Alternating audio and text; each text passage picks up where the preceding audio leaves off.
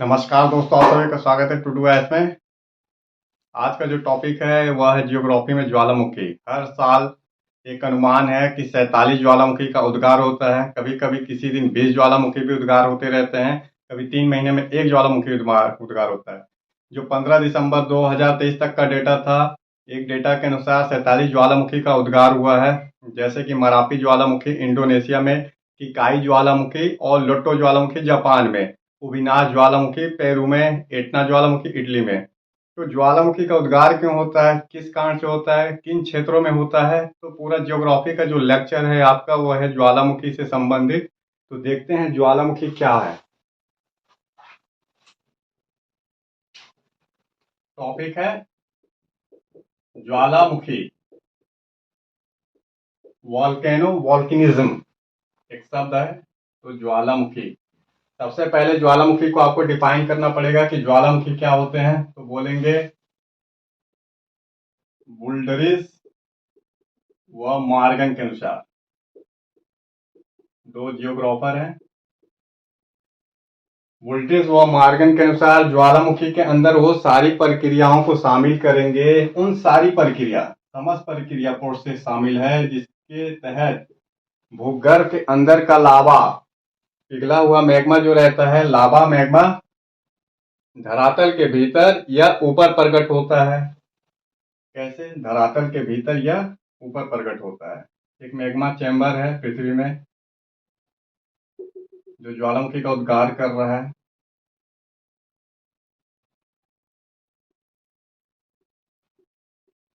तो ये लावा का एक चैम्बर है, पृथ्वी के आंतरिक भाग से जुड़ा रहता है। एक नली, निकास नली, ये पूरा निकास नली मान लीजिए पूरा व्यास में।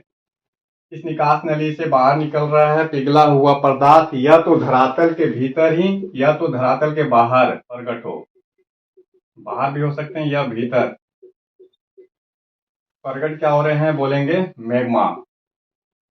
बाद में ये मैग्मा जम के बोलेंगे क्रिस्टल के रूप में, या अर्ध क्रिस्टल हो सकता है। क्रिस्टल मतलब ठोस, या अर्ध क्रिस्टल के रूप में बदल जाता है। अर्थात बुल्डिस मॉर्गन का कहना है ज्वालामुखी के अंदर वो सारी प्रक्रियाओं को आप शामिल करेंगे जिसके तहत पिघला हुआ मैग्मा क्या करता है, धरातल के भीतर या अंदर, धरातल के भीतर या बाहर प्रकट होता है। बाद में वह मैग्मा जम जाता है। ये जो मैग्मा है, मैग्मा जो बाहर निकल रहा है, ये जमेंगे क्रिस्टल अर्थात ठोस के रूप में या अर्ध ठोस के रूप में रह जाते हैं। तो इसे ही ज्वालामुखी कहते हैं। आर्थर होम्स ने भी ज्वालामुखी को परिभाषित किया है। आर्थर होम्स, तो आर्थर होम्स हैं, ये भी बहुत बड़े जियोग्राफर हैं। सभी ने अपने अपने तरीके से परिभाषित किया है ज्वालामुखी के। बोलते हैं पृथ्वी के अंदर जो समस्त क्रियाओं को शामिल करेंगे जिसके तहत, ये बोलते हैं मैग्मा, गैस, राख, धूल कण, कंकड़ पत्थर, कंकड़ पत्थर निकलते हैं। उन समस्त प्रक्रियाओं को शामिल करते हैं जिसके तहत भूगर्भ से मैग्मा, गैस, राख, धूल कण जैसे पदार्थ, कंकड़ पत्थर बाहर निकलते हैं या फिर अंदर रहते हैं। तो आर्थर होम्स ने भी सेम उसी तरीके से परिभाषित किया जैसे बुल्डिस और मॉर्गन ने परिभाषित किया है। तो इसको ही देखना है हमें, इन सारी चीजों को देखना है कि ये क्या है। सॉरी। तो ये आप समझ गए होंगे ज्वालामुखीता क्या है। देखिए पृथ्वी के भीतर जो अभी पदार्थ हैं वो पिघली हुई अवस्था में है। पृथ्वी crust by crust, sorry layer by layer बनी हुई है पृथ्वी। क्या बोलेंगे? पृथ्वी लेयर बाई लेयर बनी हुई है। तो पृथ्वी का एक भाग ऐसा भी है जो पिघला हुआ अवस्था में है, आंतरिक भाग में है। तो आपने सियाल सीमा और क्रस्ट के बारे में, सॉरी कोड के बारे में पढ़ा होगा। सियाल, सीमा और कोड। पृथ्वी के 3 परत होते हैं, तो एक के बाद एक परत है। जो बीच वाला परत है वह पिघला हुआ अवस्था में है। इस पिघले हुए पदार्थ को बस एक जगह चाहिए जहां से पदार्थ बाहर निकल जाए, धरातल पे प्रकट हो जाए। तो यही आपका ज्वालामुखीता है। और धरातल के भीतर अगर प्रकट हो रहा है तब भी ये पदार्थ जमेंगे और पठार चट्टानों का रूप लेते हैं बाद में जब आवर्धन हो जाती है तो पृथ्वी के अंदर भी जम सकते हैं धरातल के भीतर। तो दो रूप में हो सकते हैं, मान लेते हैं एक धरातल का सरफेस है, या तो यहाँ प्रकट हो जाए ये पूरा पोर्शन में, या तो फिर यहाँ प्रकट हो। तो ऊपर में जो प्रकट होंगे सेम उसी तरीके से भू आकृति बनाएंगे जो नीचे में बनाएंगे, लेकिन नीचे वाले में कुछ नाम अलग हो जाता है जिनको आपको पढ़ना होता है। जैसे लेपोलिथ, लेकोलिथ, लिथ मतलब चट्टान, laccolith, lopolith, dyke, sill, sheet जैसी संरचना का निर्माण होता है। अगर धरातल के भीतर ही मेग्मा जम जाए, जो मेग्मा है धरातल के भीतर जम जाए, तो उसके बाद अलग अलग भू आकृति दिखाई देती है, lopolith, laccolith, dyke, sill, sheet. ये सब मैंने भू आकृति आपको पहले से बताया पृथ्वी के आंतरिक परतों में। अगर आप देखेंगे पहले का वीडियो तो आपको स्पष्ट हो जाएगा लेपोलिथ की संरचना कैसी है, लेकोलिथ, सील, सील, डाइक क्या है। फिर भी इसमें भी आपको पढ़ना है कि कैसे होते हैं, मेग्मा के जमने के बाद होते हैं। बस समझिए चट्टान है, जम रही है, बस आकृति अलग अलग हो जाएगी। फिलहाल तो ज्वालामुखीता को ये परिभाषित कर दिया जाता है। जब ये बात समझ में आ जाती है कि पृथ्वी का जो मध्य भाग है वो भी पिघला हुआ अवस्था में है और इससे निकास नली जुड़ा हुआ है, कोई ना कोई नली या दरार है जिससे ये बाहर प्रकट हो रहा है और धरातल पे आते हैं। अब यहाँ देखेंगे ज्वालामुखीता के कारण, ज्वालामुखीता के क्या कारण है, तो हम कारण देखिए। और कारण जानने से पहले एक बार ज्वालामुखी का आप रफ डायग्राम देख लीजिए। कारण तक हम पहुंचे उससे पहले आप थोड़ा सा और डायग्राम देखें।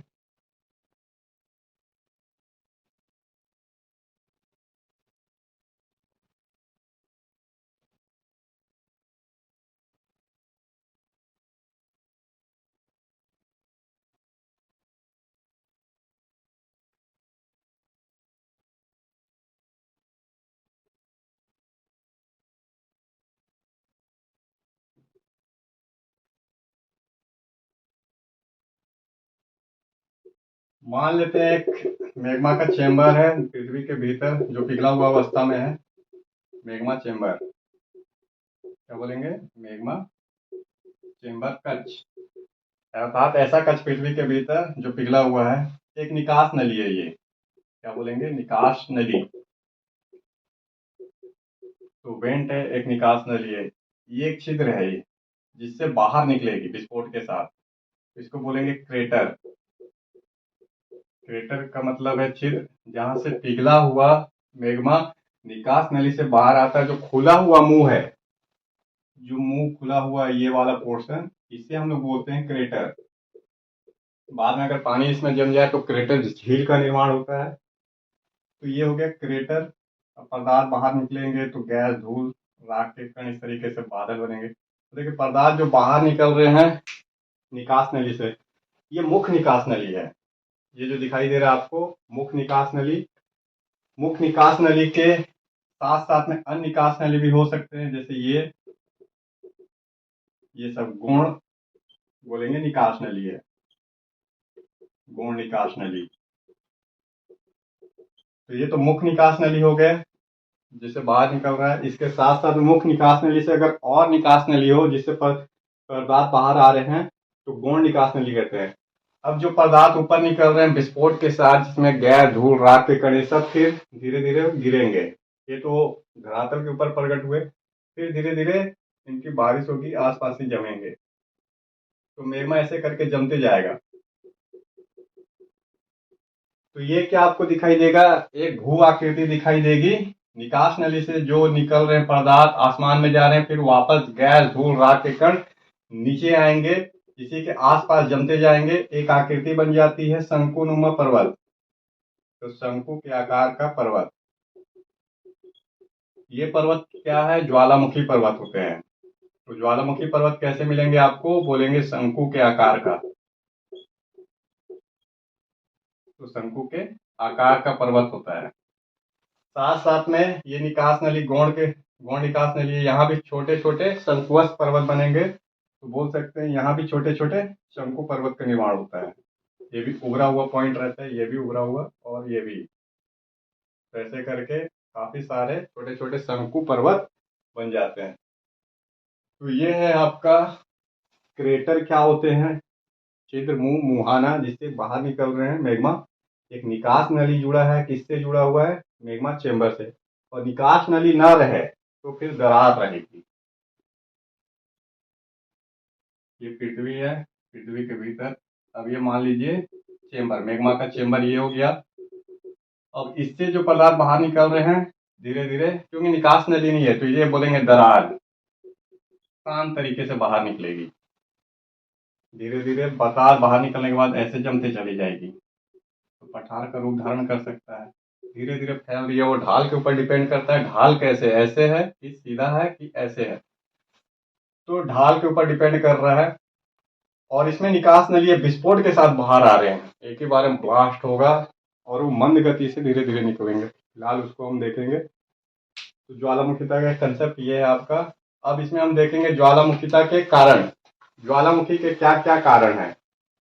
तो एक बार कारण देख लीजिए कि ज्वालामुखी बनने के लिए, ज्वालामुखिता के लिए या बनने के लिए क्या क्या कारण जिम्मेदार है। सबसे पहला क्या बोलेंगे कि पृथ्वी का तापमान। जो पृथ्वी है गर्म थी, धीरे धीरे पिघल रही है। पहले पृथ्वी का बाहर का परत ठंडा हुआ, फिर भीतर का परत धीरे धीरे ठंडा हो रहा है। अब भीतर का जो गर्मी है, तापमान है, उसको बाहर निकलना होगा। तो अभी भी अधिक तापमान के कारण भीतर का, पृथ्वी के भीतर का भाग क्या है? पिघला हुआ अवस्था में है। अन्य भी कारण है। क्या तापमान के कारण बोलेंगे? अन्य भी कारण है। फर्स्ट नंबर पे तापमान। यहाँ पे आप ज्वालामुखिता के आप कारण पढ़ रहे हैं, रीजन बिहाइंड द वोल्केनिज्म। तो सबसे पहला बोलेंगे तापमान। अब यहाँ तापमान पृथ्वी के अंदर कैसे है तो बोलेंगे रेडियो धर्मिता, रेडियो एक्टिविटीज के कारण बड़ी मात्रा में असीम मात्रा में रेडियो धर्मिता से एनर्जी निकलती है। जैसे यूरेनियम, प्लूटोनियम चट्टानों मिलते हैं, विखंडन होते रहता है, असीम मात्रा में एनर्जी प्रोडक्शन होता है। रिजल्ट ये है कि तापमान बहुत अधिक होता है। तो क्या बोलेंगे? पृथ्वी के अंदर यूरेनियम, प्लूटोनियम जैसे रेडियोधर्मी पदार्थ है जिनके विखंडन से तापमान बढ़ता है। सेकेंड नंबर इससे तापमान में बोलेंगे पृथ्वी में रासायनिक, जो पृथ्वी है उसकी चट्टानों में रासायनिक पदार्थ पाए जाते हैं, इनमें रासायनिक क्रियाएं होती है। रासायनिक क्रिया के फलस्वरूप तापमान उत्पन्न होते हैं। तो रासायनिक क्रिया, रासायनिक क्रिया, चट्टान क्या खनिजों से बना है? खनिज तत्वों से बना है। निश्चित है रासायनिक क्रिया होगी तो तापमान उत्पन्न होंगे। इसी में सी पढ़ेंगे कि ऊपर का चट्टान जो है दबाव डालता है नीचे वाले चट्टान पे, और अधिक दबाव के कारण क्या रहते हैं? चट्टानें पिघल जाती है। तो ऊपरी दबाव के कारण भी तापमान बढ़ता था। दबाव जैसे बढ़ेगा प्रेशर, तापमान भी बढ़ जाते हैं नीचे में। तो ये पहला कारण आपने बताया, और तापमान के अलग अलग अब कारण आपने क्लासिफिकेशन कर दिए। सेकंड में आप क्या बताएंगे? बोलेंगे कमजोर भूभागों। ज्वालामुखिता का उद्गार वहीं पे हो सकता है जहां पे कमजोर भूभाग हो। अब कमजोर भूभाग, पृथ्वी के कौन से भूभाग कमजोर भाग है? मैंने आपको काफी बार बताया, फिर एक बार नोटिस कर लीजिए कि पृथ्वी के सबसे कमजोर भाग जो रहते हैं वह है पर्वत क्षेत्र, जैसे हिमालय जैसे क्षेत्र। हिमालय, रॉकी, एंडीज, अर्थात पर्वत क्षेत्र कमजोर क्षेत्र है। दूसरा जो है तट क्षेत्र, जो महाद्वीप के तट क्षेत्र है, महाद्वीप के तट भाग। और थर्ड नंबर पे क्या बोलेंगे? द्वीप, जो द्वीप समूह दिखाई दे रहे हैं वो कमजोर भूभाग है। पृथ्वी के तीन ऐसे भाग है जो कमजोर है। एक तो माउंटेन बेल्ट वाला इलाका कमजोर है, जहाँ पे ज्वालामुखी के साथ साथ भूकंप भी आते रहते हैं। फिर महाद्वीप के तट भाग, कोस्टल वाला जो है वो कमजोर भाग है। तीसरा नंबर द्वीप। तो कमजोर भूभाग होना चाहिए कि ज्वालामुखी का उद्गार हो। इसी में थर्ड नंबर पे आप क्या बोलेंगे? थर्ड नंबर पे कि गैसे, ज्वालामुखी उद्गार के लिए जलवाष्प, गैसों में सबसे महत्वपूर्ण जो है जलवाष्प। तो ये जलवाष्प क्या है? वाटर है जो उसका वेपर है, अर्थात वाष्प है। जो वर्षा होती है धरातल पे, धरातल तो आपको पता है क्रस्ट जो है लेयर बाई लेयर है। अगर वर्षा हो रही है मान लीजिए, वर्षा, वर्षा का जल इसके धरातल के अंदर जा रहा है, अब अंदर जाने के बाद तापमान अधिक है, वर्षा हुई चट्टान में, जल अंदर रिसके जा रहे हैं। अब इस यहाँ तक पहुंच गए मान लेते हैं वर्षा का जल, तो नीचे में तापमान अधिक है, इसके कारण ये जल क्या होते हैं, गर्म हो जाते हैं, और गर्म होने के बाद वाष्प बनता है इसका। किसका वाष्प बनेगा, बोलेंगे जल गर्म हो रही है तापमान के कारण और उसका वाष्प बन जाता है। जब वाष्प बनता है जल का तो दबाव, इसको दाब बोलिए, और वह आयतन, अर्थात जो वाष्प है उसका एक प्रेशर और दाब अधिक हो जाता है, वो बाहर निकलना चाहता है गैस। असीम आयतन हो जा रहा है, दाब अधिक हो जा रहे हैं, वो फिर विस्फोट करके बाहर निकलेगा। तो गैस में जल वाष्प सबसे इंपॉर्टेंट है। जल वाष्प कहाँ से मिल जा रहे हैं, तो वर्षा से मिल जा रहा है, या समुद्र का तट है, या तो वर्षा से मिल जाए, या तो समुद्र का जो तट है यहाँ से पानी रिस रिस के बगल में जाता है, नीचे चला जाता है। तो इस तरीके से आपका एक स्ट्रक्चर तैयार होता है गैस का। और जो चौथे नंबर पे है भूकंप, ये भूकंप भूकंप जहां भी आते हैं धरातल को कमजोर कर देते हैं, धरातल में एक दरार पैदा कर देते हैं। तो भूकंप वाला इलाका ज्वालामुखी वाले इलाके में शामिल है, ज्वालामुखी वाला बेल्ट भूकंप वाले बेल्ट में शामिल है। तो भूकंप ज्वालामुखी साथ साथ घटने वाली एक क्रिया है, लेकिन अंतर है कि दोनों अलग अलग तरीके से घटते हैं। तो भूकंप से दरारें पड़ जाती है, दरारें पड़ने से धरातल कमजोर हो जाता है, पुनः कमजोर होगा तो फिर उसके बाद मैग्मा बाहर निकलेंगे, कहीं ना कहीं से मैग्मा को बाहर निकलना है।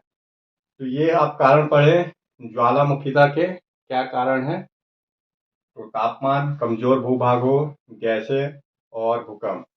अब यहाँ देखते हैं कि ज्वालामुखी से क्या क्या पदार्थें बाहर निकलती है।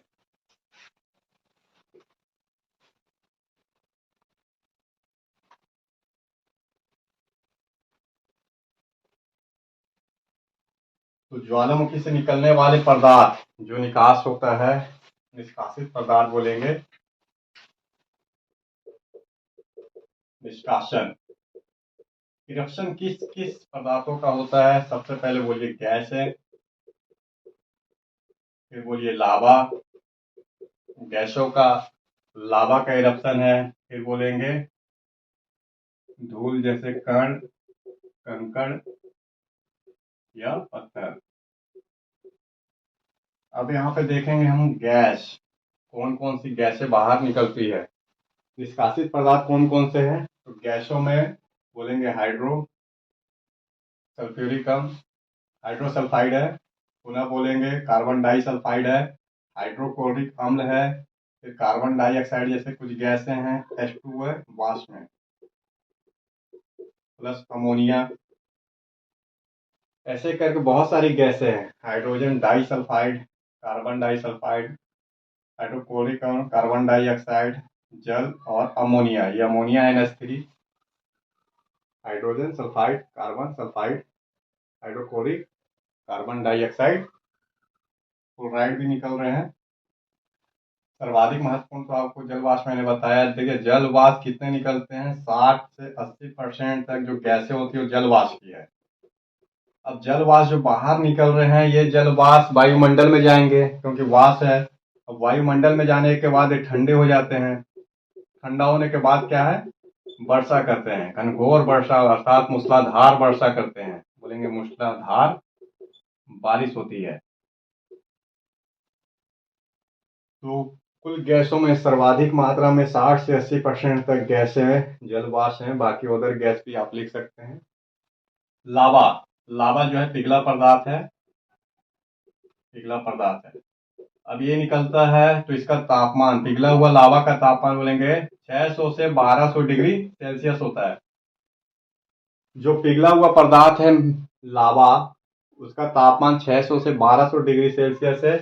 अब लावा कितनी तीव्र गति से गति करता है, कि फ्लो कितना स्पीड से होगा, ये डिपेंड करता है इसके ढाल कैसी है भूमि की, या तरल है या कम तरल है, गाढ़ा।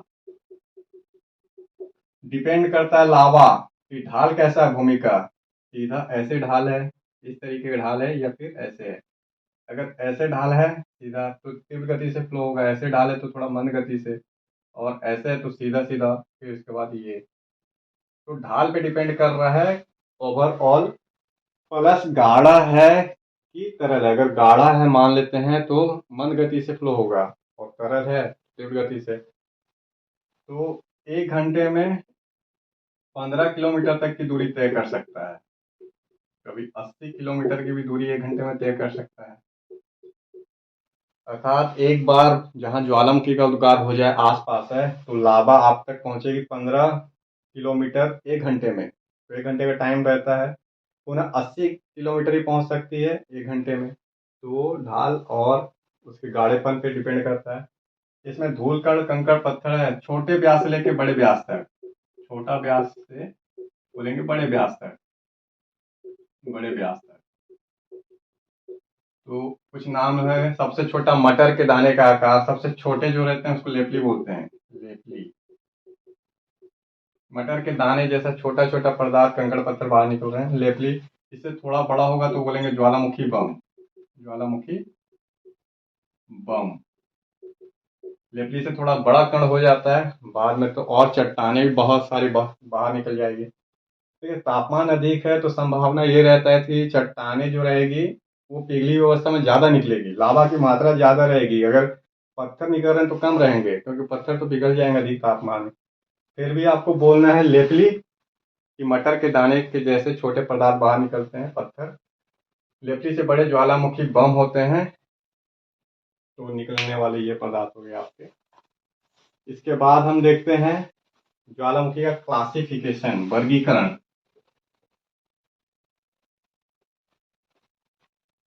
वर्गीकरण क्या बोलेंगे? क्लासिफिकेशन। ये ज्वालामुखी का क्लासिफिकेशन कैसे किया जाए, ये बहुत इंपॉर्टेंट है।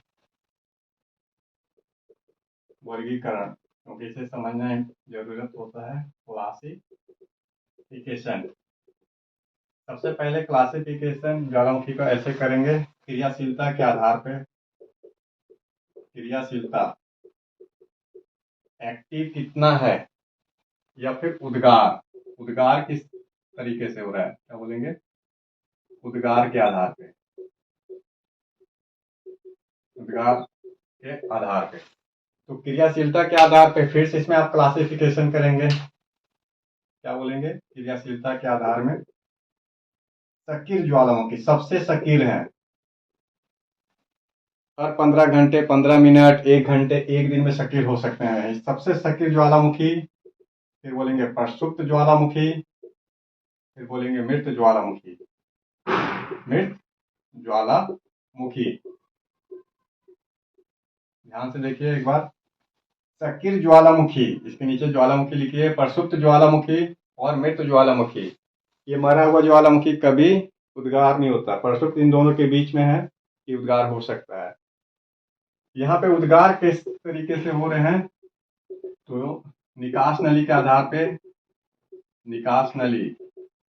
पुनः यहाँ पे दरार के आधार पे, दरार वाली ज्वालामुखी, और इधर पंख वाली ज्वालामुखी, पंख ज्वालामुखी, पंख अर्थात दलदल। तो निकास नली, ऐसी ज्वालामुखी जिसमें निकास नली हो। ऐसी ज्वालामुखी जिसमें निकास नली ना हो, ओनली क्या रहता है? दरार रहता है। अगर दरार है तो दरार के माध्यम से निकल रहे हैं। और ऐसा ज्वालामुखी जो कीचड़ वाला क्षेत्र अर्थात पंख वाला क्षेत्र, पंख वाला क्षेत्र क्या होता है? इसके लिए विशेष ज्वालामुखी है, जो पेट्रोलियम और प्राकृतिक गैस मिलते हैं। जहां भी पेट्रोलियम प्राकृतिक गैस मिलता है, अगर ज्वालामुखी का उद्गार होता है तो वहां पे ज्वालामुखी को बोला जाता है पंख ज्वालामुखी। अब हमको इस सक्रिय ज्वालामुखी देखना है, जो हर साल आ रहे हैं 47 ज्वालामुखी, जान माल के नुकसान के लिए जिम्मेदार है। भारत में भी एक सक्रिय ज्वालामुखी है, बैरन आइलैंड, बैरन ज्वालामुखी बोलते हैं। तो एक बार सक्रिय ज्वालामुखी का आप नोट्स बना लेंगे कि कौन कौन से सक्रिय ज्वालामुखी है। जो इंपॉर्टेंट है मैं आपको वही बताऊंगा। ये तो सक्रिय ज्वालामुखी तो बहुत सारे हैं विश्व में, संभावना कम है। जो इंपॉर्टेंट है इस साल उद्गार रहेंगे उसको आपको याद करना पड़ता है, और बाकी ऐसे भी कुछ याद करने पड़ेंगे।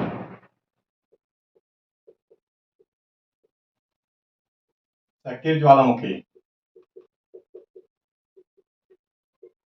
देखिए जो हर साल आ रहे हैं एग्जाम में सक्रिय ज्वालामुखी फट रहे हैं, जिससे जानमाल का नुकसान हुआ, आपको वो याद करना होगा। साथ साथ में जो कुछ इंपॉर्टेंट सक्रिय ज्वालामुखी है उसको देखना होगा। जैसे पूछता है भारत में कौन सी ज्वालामुखी सक्रिय है, तो आपको बोलना है बैरन आइलैंड इन अंडमान निकोबार में बैरन ज्वालामुखी है। नारकोंडम प्रसुप्त अवस्था में रहता है शरीर में। आप बोलेंगे कोटोपैक्सी। कोटोपैक्सी ये कहाँ पे? इक्वाडोर में। सबसे सक्रिय ज्वालामुखी है कोटोपैक्सी ज्वालामुखी। चमकती हुई घाटी के नाम से जाना जाता है। मैप में आप इक्वाडोर देखेंगे, दक्षिण अमेरिका में आपको इक्वाडोर दिखेगा, तो कोटोपैक्सी ज्वालामुखी है वहां पे। सेकेंड नंबर पे आप देखेंगे इटली में बहुत सारे ज्वालामुखी है। तो सक्रिय ज्वालामुखी में इटली में पढ़ना है आपको एटना ज्वालामुखी, और सिसिली द्वीप पे है स्ट्रामबोली। सिसिली, ये दोनों इटली में है, तो सिसिली द्वीप में स्ट्रामबोली। स्ट्रामबोली ये दो ज्वालामुखी कहाँ पे हैं? ये दोनों कैसे करेंगे? इटली। इटली में हजारों ज्वालामुखी हैं, आइसलैंड में भी हजारों ज्वालामुखी सक्रिय ज्वालामुखी है, लेकिन ये सिसिली द्वीप में जो स्ट्रामबोली है भूमध्य सागर में है। भूमध्य सागर का प्रकाश स्तंभ के नाम से जाना जाता है। क्या बोलेंगे? भूमध्य सागर का प्रकाश स्तंभ। भूमध्य सागर का प्रकाश स्तंभ हमेशा 15 मिनट में उद्गार होते रहते हैं ज्वालामुखी, तो पूरा लाइटिंग दिखाई देता है भूमध्य सागर में, इसलिए इसे भूमध्य सागर का प्रकाश स्तंभ कहते हैं। कोटोपैक्सी सबसे अधिक ऊंची सक्रिय ज्वालामुखी है, इक्वाडोर में है, और इसे चमकती घाटी बोलते हैं। तो शाइनिंग पीक है चमकती घाटी कोटोपैक्सी, सॉरी चमकती चोटी, शाइनिंग पीक। और ये क्या है? प्रकाश स्तंभ है भूमध्य सागर का। और एटना भी सक्रिय ज्वालामुखी है, इटली में है। थर्ड नंबर पे सेंट हेलेना अमेरिका में। सेंट हेलेना, मोना की, मोना लोआ, मोना की, ये है हवाई द्वीप में अमेरिका में, तो बोलेंगे यूएस में है। सक्रिय ज्वालामुखी है सेंट हेलेना, मोना लोआ और मोना की। फिर इस साइड में लिख दे रहा हूं आपका, तो क्या बोलेंगे? मरापी, फिलीपींस में। फिलीपींस जो आसियान कंट्री है एक, मरापी सक्रिय ज्वालामुखी है। भारत में क्या बोलेंगे? बैरन, ये पूछ लेता है, एक ही सक्रिय ज्वालामुखी है भारत में, बैरन। और इस साल जो आया है ओकाई ज्वालामुखी है, मरापी है, एटना में भी हुए हैं आपका, लोट्टो है जापान में, इस साल जो उद्गार हुए हैं आपका। फिलहाल ये इम्पोर्टेंट है, इस साइड में हमेशा उद्गार होते रहते हैं। देखिए हवाई, यूएस में एक हवाई द्वीप है प्रशांत महासागर में, यहाँ तो ज्वालामुखी का उद्गार होते ही होता है। साथ साथ में एक बेल्ट है जिसपे हमेशा उद्गार होते हैं, वो भी आपको मैं बताऊंगा। फिलहाल एक बार नोटिस कर लेते हैं, जैसे इक्वाडोर प्रशांत महासागर के तट के पास है, फिलीपींस देखिए प्रशांत महासागर के पास है, इसके बाद है इटली, ये किस बेल्ट में पड़ रहा है आपका? माउंटेन वाले बेल्ट में पड़ता है। और ये हवाई द्वीप में अर्थात प्रशांत महासागर, तो प्रशांत महासागर वाला पूरा बेल्ट ही एक्टिव ज्वालामुखी से भरा हुआ है। सर्वाधिक ज्वालामुखी का उद्गार होता है प्रशांत महासागर के बेल्ट में। अब यहाँ पे हम लोग देखते हैं, जब एक्टिव ज्वालामुखी थोड़ा इंपॉर्टेंट हो गया और इस साल का आप नोट कर लेंगे करंट में जो भी मिलेगा सक्रिय ज्वालामुखी में। प्रसुप्त ज्वालामुखी देखिए, प्रसुप्त ज्वालामुखी,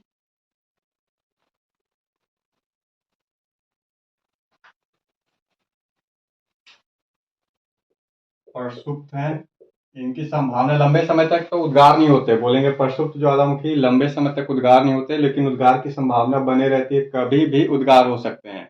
और सक्रिय ज्वालामुखी में हमेशा ही उद्गार होते रहता है, मुंह खुला रहता है। तो सक्रिय ज्वालामुखी का केटर खुला रहता है लेकिन प्रसुप्त का बंद है, लेकिन वो कभी भी एक्टिव हो सकते हैं। तो प्रसुप्त ज्वालामुखी अभी सो रहा है, ऐसा है कि अभी सो रहा है, बाद में जगेगा, इसलिए इसका नाम प्रसुप्त है, डोरमेंट। अब कुछ कुछ है प्रसुप्त ज्वालामुखी जिसमें आपको याद करना पड़ेगा। जापान है, जापान में फ्यूजियामा, फ्यूजियामा, फ्यूजियामा ज्वालामुखी। तो फ्यूजियामा ज्वालामुखी प्रसुप्त ज्वालामुखी है, जब भी उद्गार आ जाते हैं तो इससे जान माल की भारी नुकसान होती है जापान में। दूसरे नंबर पे क्या बोलेंगे, कारकाताओ। कारकाताओ इंडोनेशिया में, इंडोनेशिया। थर्ड नंबर पे आप बोलेंगे विसुवियस। विसुवियस, ये कहाँ पे है, इटली में है। अब देखिए सब जगह तो सक्रिय ज्वालामुखी भी मिल रहे हैं, जहाँ सक्रिय ज्वालामुखी है तो वहाँ बहुत सारे ज्वालामुखी डोरमेंट में भी होंगे।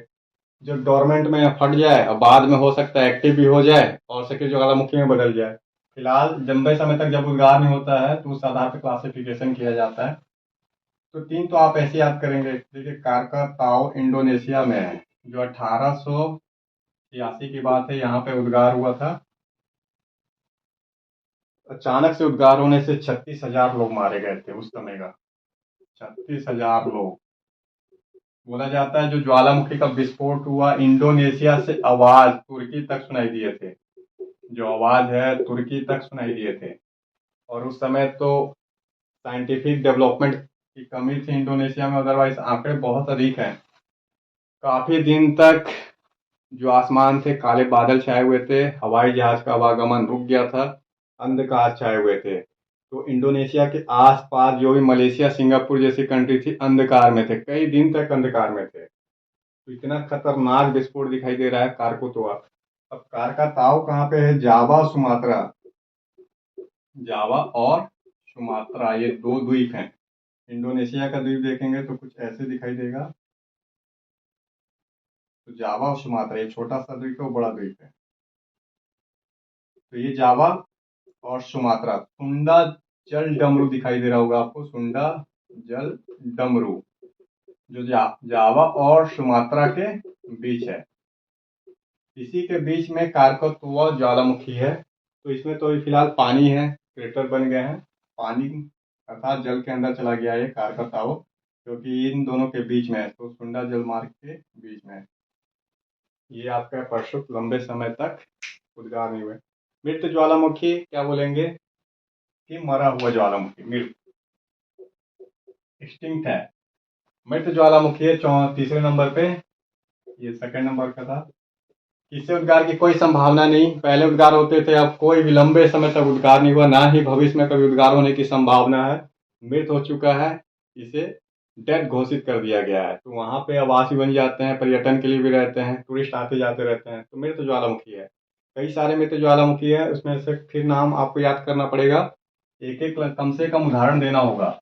जैसे म्यांमार में लिखेंगे पोप्पा ज्वालामुखी, पोपा ज्वालामुखी। फिर ईरान में लिखेंगे देवबंद, देवबंद। सेकेंड नंबर पे लिखेंगे कोह सुल्तान,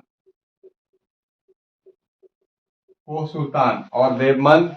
ये कहाँ पे, ईरान में, ईरान में याद कर लीजिए, देवबंद है, कोह सुल्तान मृत ज्वालामुखी है। और म्यांमार में क्या बोलेंगे, पोप्पा, पोप्पा ज्वालामुखी मृत ज्वालामुखी है। तो इतने हुए आपका ज्वालामुखी का क्लासिफिकेशन में। और बाकी जो आपका उद्गार के आधार पर है उसको तो मैंने आपको बताया कि किस तरीके से निकास नली के जरिए हो रही है, या फिर दरार के जरिए, या फिर आपका पंख वाला मतलब पेट्रोलियम प्राकृतिक गैस वाले इलाके में। फिर भी उसको एक बार देख लेते हैं थोड़ा सा शॉर्ट में।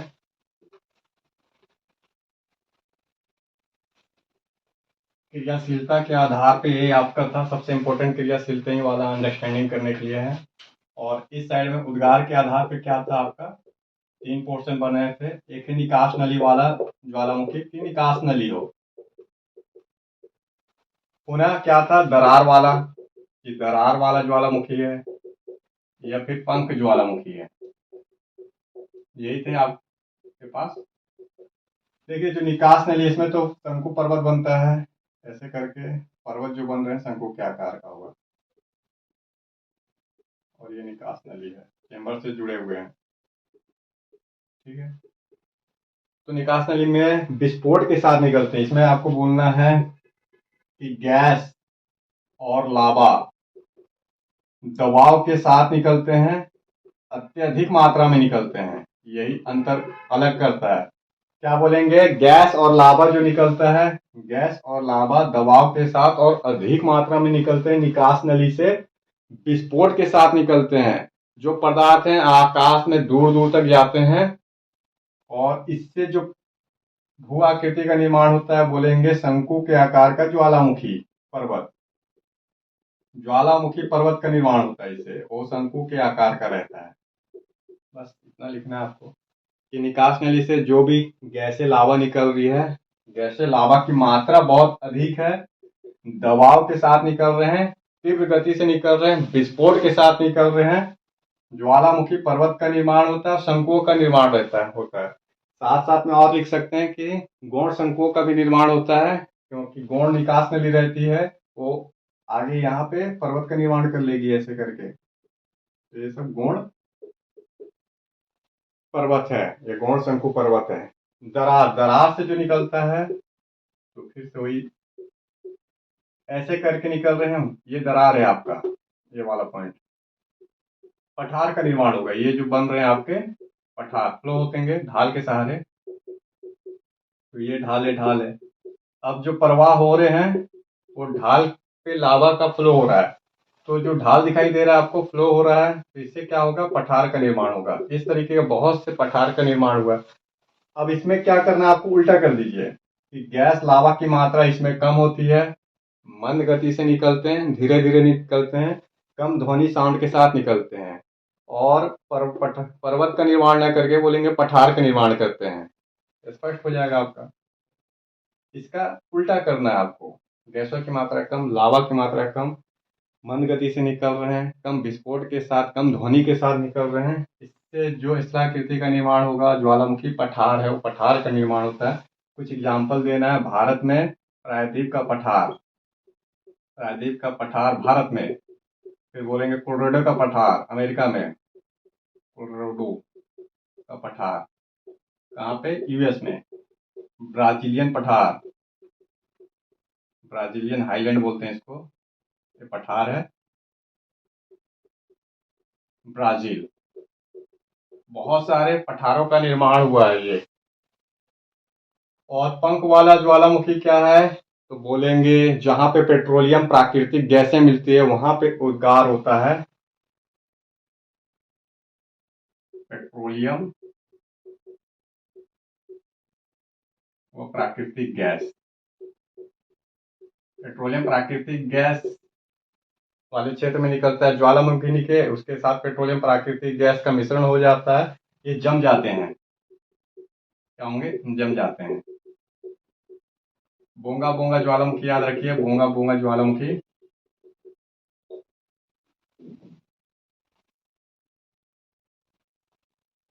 क्या, बोंगा बोंगा ज्वालामुखी बाकू तेल क्षेत्र के पास है, क्या बोलेंगे, बाकू तेल क्षेत्र कैस्पियन सागर के पास है। बाकू अजरबैजान की राजधानी। अगर अजरबैजान को आप देखेंगे वहां पे एक तेल बेल्ट है, बाकू तेल क्षेत्र, तो बोंगा बोंगा ज्वालामुखी वहां मिलता है, पंख ज्वालामुखी है। क्या निकलते हैं, ज्वालामुखी का उद्गार हुआ, क्योंकि वहां पे बालू भी रहेंगे, भी नोटिस करना है, बालू और मृतिका पहले से है, अर्थात बालू रेत तो है ही है, पेट्रोलियम प्राकृतिक गैस भी है। अब ये सब एक साथ मिल जाएंगे, मिलने के बाद ये जम जाते हैं, जम जाएंगे, ठोस हो जाएंगे। तो इस तरीके से पेट्रोलियम प्राकृतिक गैस वाला कमजोर बेल्ट तो है ही है, वहां ज्वालामुखी का उद्गार हो जाए तो पंख ज्वालामुखी कहलाता है। एक एग्जाम्पल देना है, बोंगा बोंगा, बोंगा बोंगा ज्वालामुखी कहाँ है, बोलेंगे अजरबैजान कैस्पियन सागर के तट पे बाकू तेल क्षेत्र है, क्योंकि पूरा कैस्पियन सागर में क्या है, पेट्रोलियम प्राकृतिक गैस मिलते हैं, तो वहां पे पंख ज्वालामुखी मिलता है। एक एग्जाम्पल आपने ये दे दिया। काफी लंबा हो जाएगा ज्वालामुखी का वीडियो, फिलहाल डिटेल्स आप पढ़ते चलिए, एक के बाद एक वीडियो आपको मिलेंगे ज्वालामुखी के ऊपर। बस आज के लिए इतना ही, बने रहिए टू डू वायस में।